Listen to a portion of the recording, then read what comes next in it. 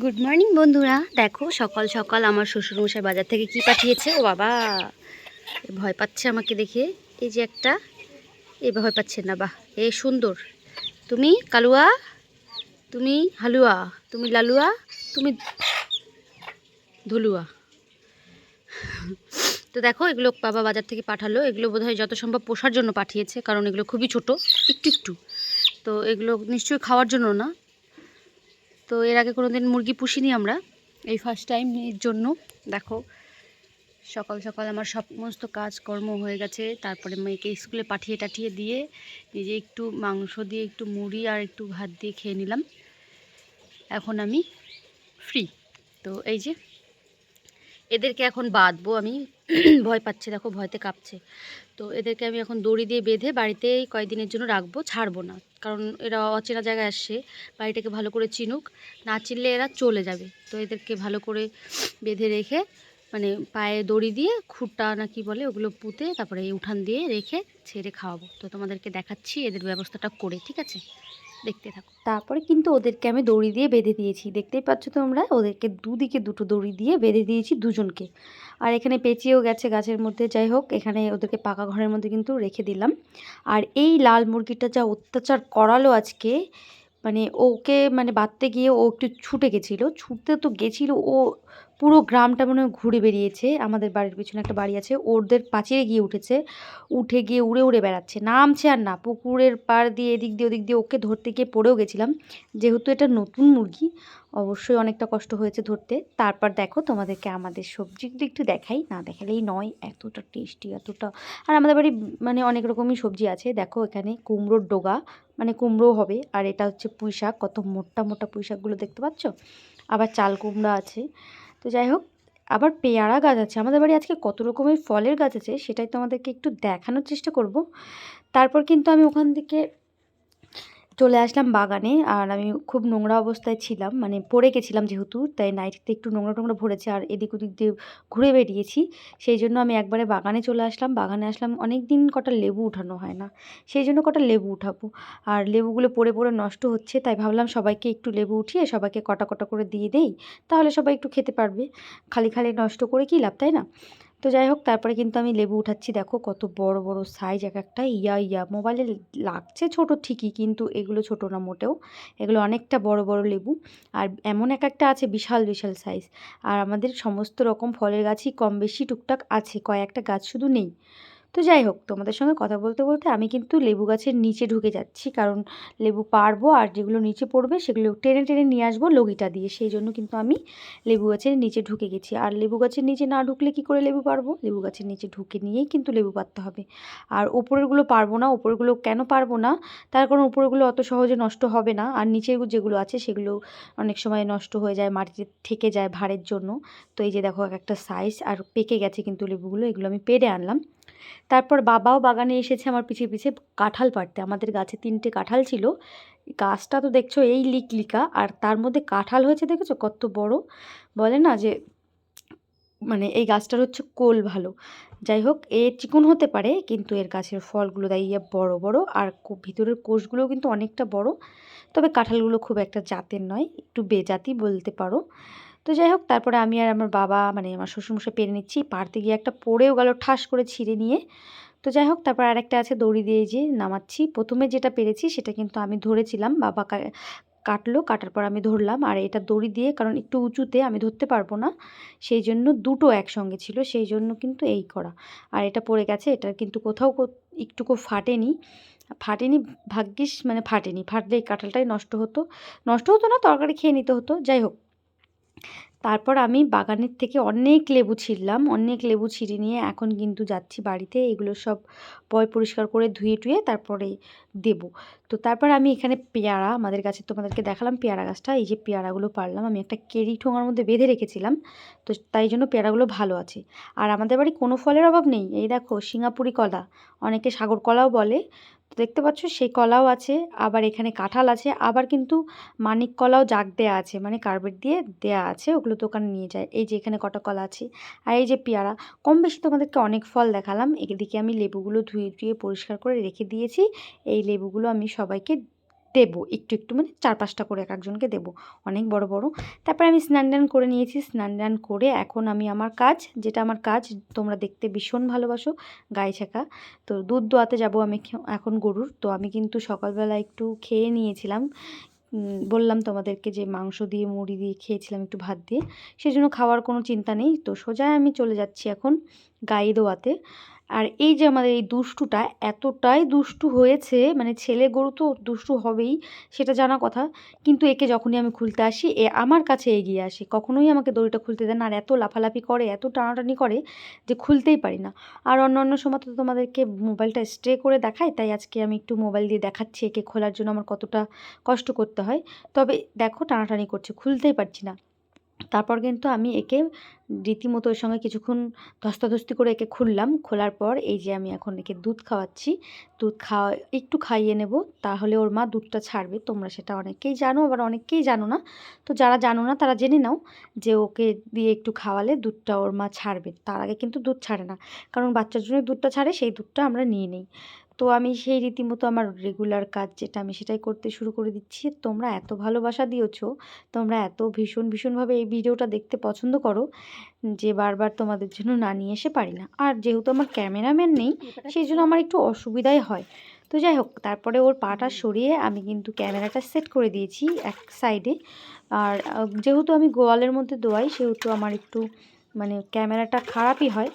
তো বাইরে তো দোয়ানো যায় না, আর বাইরে দোয়ালেও অনেক সময় ভিডিও করা যায় না, কারণ সবাই খারাপ বলে যে হেই রোজ দিনই একই ভিডিও, গায়ে ছাকার ভিডিও আবার করতে হবে, দুধ দোয়াচ্ছ তাও ভিডিও করতে হবে, এত বড়ই ব্লগার হয়ে গেছো যে সব কিছু দেখাতে হবে, এরম তা না অনেকেই মারে। তো যাই হোক, সবার এইসব কথাবার্তা সব পিছনে ফেলে সামনের দিকে এগিয়ে যেতে হবে, কারণ লোকে অনেক কথাই বলবে, লোকের কথা সব কথা ধরলে চলে না। তুমি যখন একটু ভালো হয়ে উঠবে না, তখন লোক তোমাকে টেনে নিচে নামানোর চেষ্টা করবে, যাতে তুমি উপরের দিকে না উঠতে পারো। তাই লোকের কথায় কান না দিয়ে নিজের যেটা করার সেটা নিজে করতে হবে। তবে লয়ালভাবে করতে হবে, সৎভাবে করতে হবে, অসৎ পথে নয়। সৎ পথে থাকলে, সৎ জিনিস করলে মানুষ ভালোই বলে, খারাপ বলে না। তবে আমি এই যে গায়ে ছাকার ভিডিওটা যে ছাড়ি, এটা আমি কোনো অসৎ বা খারাপ উদ্দেশ্য নিয়ে কোনো কিছুই না, জাস্ট আমি ডেইলি এই কাজটা করি, তাই তোমাদেরকে ডেইলি ভ্লগের মধ্যে আমি এটা শেয়ার করছি।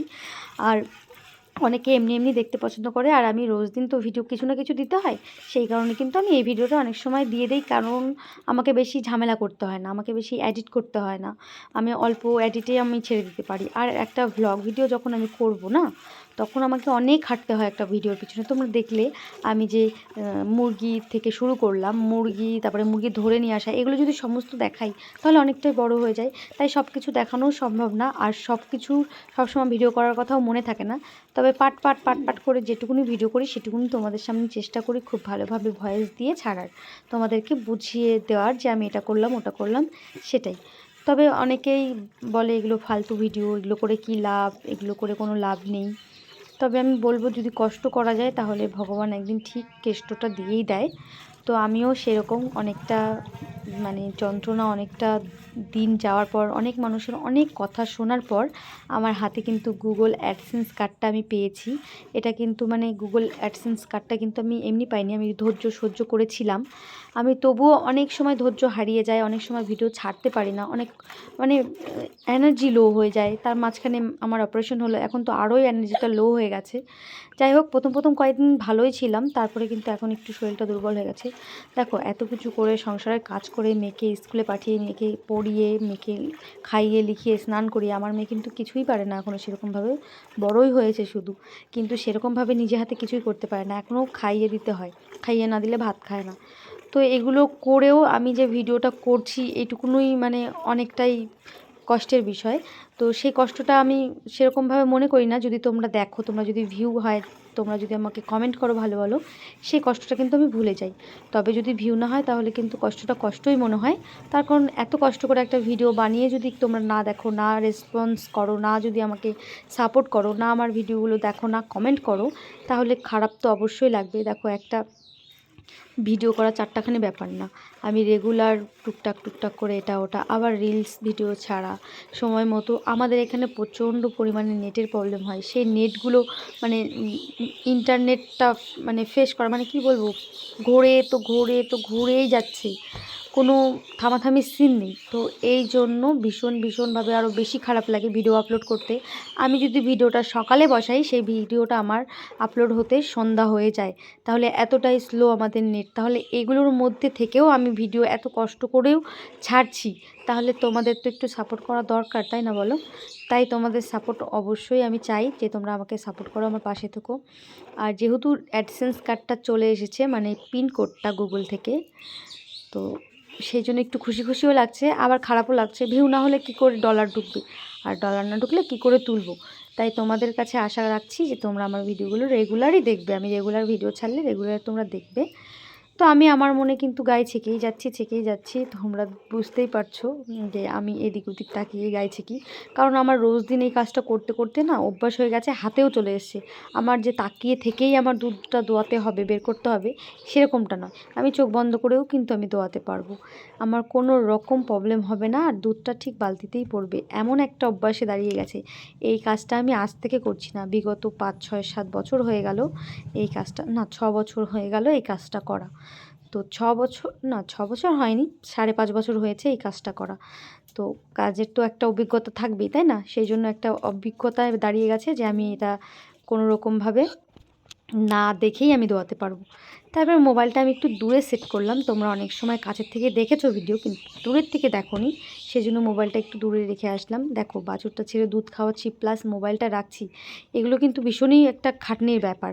তোমাদের কাছে মনে হতে পারে ভিডিও করা কোনো ব্যাপারই না, শোনো সত্যি ভিডিও করা অনেক ব্যাপার। যে ভিডিও করে তার কাছে একবার শুনে দেখো যে ভিডিও করাটা কত কষ্টের। আমি বলছি সত্যিই অনেক কষ্টের।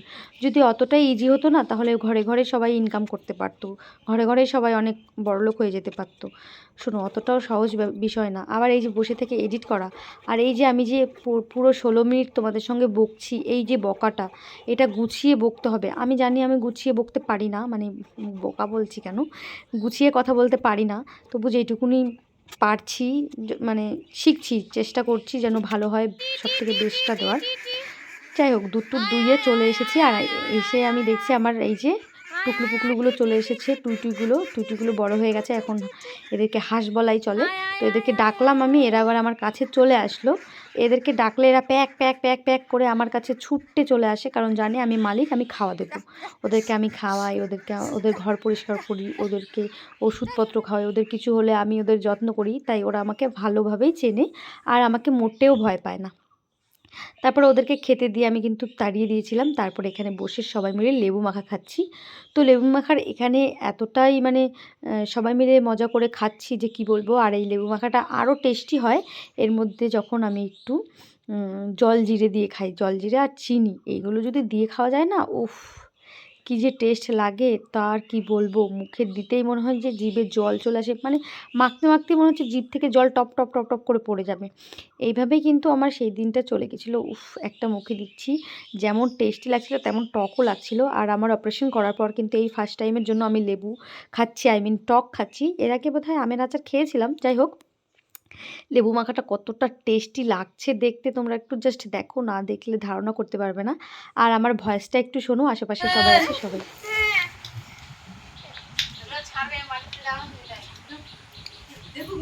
খাও। ও খায় না, লজ্জা পাচ্ছে মনে হয়। এই একটা খালি আমি মাখছি, আমি মুখ দেখাবো না, আমার মুখের খুব দাম। না ওনার মুখে খুব দাম, মুখ দেখাবে না। এই যে সব খাওয়া দাওয়া চলছে, আরো 2 জন আছে কিন্তু ওরা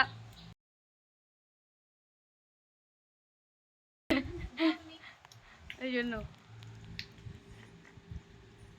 কি টেস্ট না শোনা। তারপর কিন্তু ভাত খেতে হবে আবার। পা দুটো উঠাও, পা মেলাই দিয়ে খালি মুখের পাশে, এই মুখ পাশ স্কুলে পড়াশোনা। যাই হোক, ওখানে বসে অনেক আড্ডা গল্প করে মাখা খেয়ে বাড়িতে চলে আসলাম। পোষালো না ঠিকটকটা খেয়ে। তারপর কিন্তু আবার এই যে আমের আচার বের করে নিয়েছি, এটা এখন বসে খাবো। তারপর তো যা করার করেছিলাম, আমার মনে নেই অত। তারপরে রাতের বেলা কিন্তু রুটি করেছি, অনেকটাই মানে রুটি করছি রাতের বেলা, সবাই রুটি খাবো সেই জন্য। দেখতে পাচ্ছ এই যে আমি রুটি করেছি। আর আজকে আমি উনুনে রুটি করছি তো সেই জন্য রুটিগুলো একটু অন্যরকম হয়েছে। তবে গ্যাসের রুটি খুবই সুন্দর হয়, খুবই ভালো, আর সবগুলোই ফোলে। উনানে সব ফোলে না, অনেক সময় একটু কম ফোলে। তো এই যে দেখো রুটি বানাচ্ছি, রুটি খেয়ে সবাই রাতের বেলা ঘুমিয়ে পড়বো। আজকের মতো আমার ব্লগটা এখানেই শেষ করছি। তোমরা সবাই সুস্থ থেকো, ভালো থেকো, আর আমার ভিডিওগুলো দেখতে থাকো, আমাকে সাপোর্ট করো। আর কে কোথা থেকে আমার ভিডিওগুলো দেখছো, আমার ভিডিওগুলো কেমন লাগছে তোমাদের কাছে, অবশ্যই একটা কমেন্টের মাধ্যমে জানিয়ে দিও, তাহলে আমি ভিডিও বানাতে উৎসাহ পাবো। আজকের মতো টাটা, গুড নাইট সবাইকে। আর আসছে নেক্সট ভিডিওতে তোমাদের সঙ্গে আবার দেখা হবে, কথা হবে। টাটা।